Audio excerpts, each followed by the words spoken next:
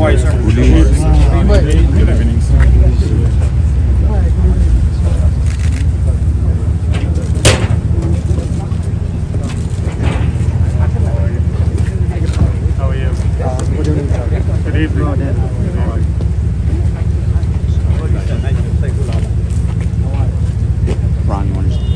Commissioner, can you tell us a little bit about the arrest that was made and how you're feeling about it?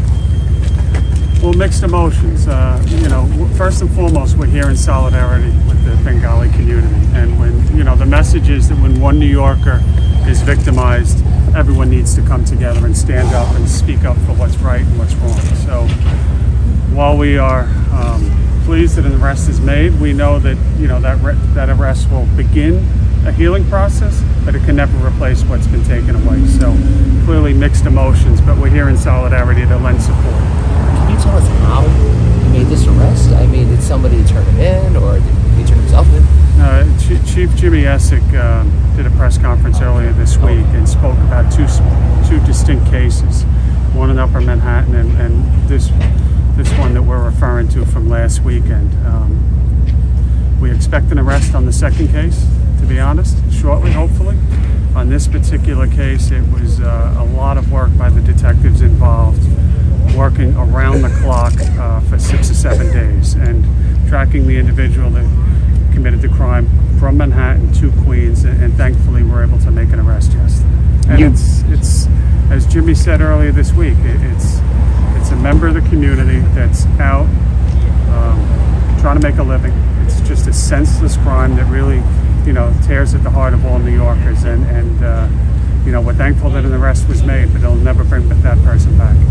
Aside from, you know, you said showing solidarity, but being here tonight, well, what do you hope? Well, what message do you hope that sends to, you know, his friends, his family, and then the people in this community? I think we have to stand up. We have to stand up, whether it's in, you know, Washington Heights, Riverdale, attack on a synagogue, or here, you know, to speak up about this kind of crime, and make New Yorkers know that they're not alone and that their police department is here for them. And our goal is to never have to have a conference like this, that the crime never occurs. But when it occurs, we have to be there quick. We have to make sure that we take the person that committed that heinous act off the street as quickly as possible so that the community can try to heal. And you know, we'll do our part, but we have to do it together, and I think that's the message of the day. Thank you, everyone. Thank you. Thank you. Thanks so much. Thank you. Thank you. Sorry. As you invite me into your home tonight, and I thank you so much for allowing me to come and speak to you tonight, I think it's important that you know that we should feel the same. You should feel welcome coming into our home and each and every night. And we have the deputy inspector from the 66th precinct here, Jason. Any precinct in New York City is your home. So we stand with you. We have a lot of work to do in New York City. We know that. But the important message is here that we are going to do it together. And when you look at New York City, and it is the city that I grew up in, and it's the city that I love, it is a city of incredible, rich diversity. Diversity of thought, diversity of skin color, diversity of religions that we worship. That is what makes us strong. So we're here today to say to you that we stand with you. We are going to do everything in our power to keep, not just you, all New Yorkers safe, but we need you to do that with us. So I look forward to speaking to you individually afterwards, to answering any of your individual questions, but God bless you all. My mother and father came here to this country many years ago from Ireland. They emigrated to this country and started a life. I am first generation born in my family here. I know that there is many people, I heard some that were here since 1985, right? 1985, 37 years ago. From 1980. That's a different kind of man. But whether you are from 1985 or you got off a plane at JFK last week, you are welcome here. You are New Yorkers. That's it. And you deserve to be entitled to living a safe life and making a better life for you, and to starting a family, and to living that dream that we all want to live.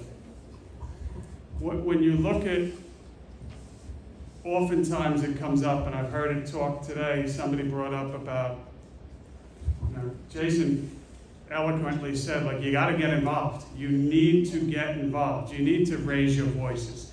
And I'll close by speaking, there's many ways that I think that maybe something good can come from us coming here tonight for such a very sad reason. And our hearts go out to everyone that has lost someone here today.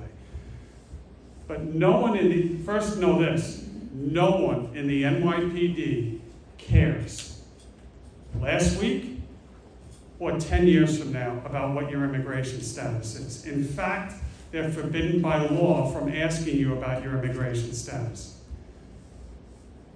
You better believe that. You need to believe that and understand that that is absolutely true. No one cares. This is a city of immigrants. You make us stronger. But we also have to protect you. And for us to really protect you, it kills me that we were not able to protect everyone. But for us to do better, we need you involved. And Jason touched on it. Somebody said that, well, we'd like to have more meetings. We have meetings every day. Every day across New York City, we hold different types of meetings. You need to have an awareness. And if you don't know about it, then that's on us, that we're not doing a good enough job letting everyone know. But that can come out of tonight. So whether it's social media, whether it's community council meetings, whether it's meetings that are held at the precinct, following us on social media so that you know where these meetings are. Every command has a police officer assigned to a particular geographical area. There are leaders in this room right now. There are business leaders, there are leaders of mosques. If we get a better relationship with each other, there is nothing that we can't accomplish. And we need to start doing that immediately today. I would just thank everyone again for allowing me to come out tonight. I'll take questions now. I see some of the gentlemen in the back of the room, members of your community that are in law enforcement that can be used better as a bridge to kind of close that gap. So I think there is a lot that we can do to strengthen the relationships. Please know that we stand with you and we are ready to serve you going forward. So thank you again. Yes, sir. Good evening. My name is Nazmun Hassan. I am one organization president right now, which one is the biggest in New York City now. It's called the Greater Noakhali Society. And the people doing the bike delivery, at least I think the 15,000 people, they are all of them from my neighborhood in the back home. 15 miles around, they are from my back home. I know most of them. Last 3 years, we lose more than 8 people. Someone died in car accident, someone died in shoot them or like this. So I know the law enforcement is changed. I came there 37 years ago. I live in Prospect Heights. Even I don't go after 8 o'clock, evening 1 block away. Now I can go 1 o'clock my home, walk down. No problem at all. I know this is thanks for the police department, law enforcement, how they're working now. The city is changed much. But how we can prevent them? These guys in the last August, within 1 week around here, they lose 10 of the bike. The bike, who were stolen, they sell other biker. So how the city can make a law that those bikes cannot be sold and have some kind of registration, they're not going to lose those bikes. My question is. Are you saying the bikes were stolen? Yeah. Yes. Okay. Okay, that is a big problem, and it's not just a big problem in one part of New York City, it's all New York City.